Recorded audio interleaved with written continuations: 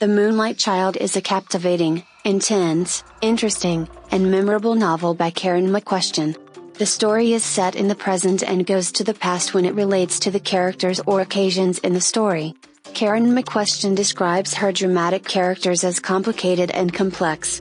There are some dangers, deep outcomes, and issues.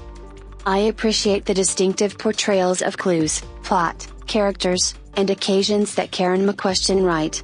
Do you truly think you know your neighbor? This helps me to remember when I lived in another house, and I had wonderful neighbors. My neighbors knew all that was going on in our home, and nobody told them.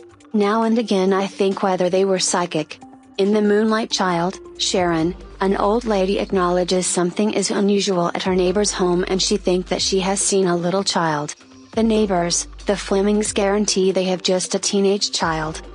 Sharon isn't exactly certain what to do, until Nikki, a previous foster child, shows up to remain with Sharon for some time, on Sharon's girl's suggestion.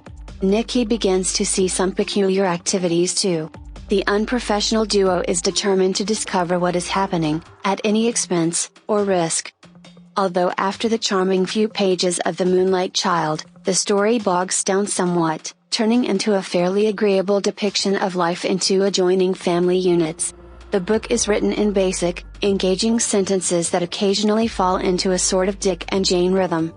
While this isn't actually a page-turner for the vast majority of its length, it incorporates some great characterizations. The author works effectively depicting the mother auntie caretaker of the sequestered youngster. That lady is destructively self-centered. Most readers will presumably realize somebody like that and will have the option to project the threat such individuals can posture to the individuals around them.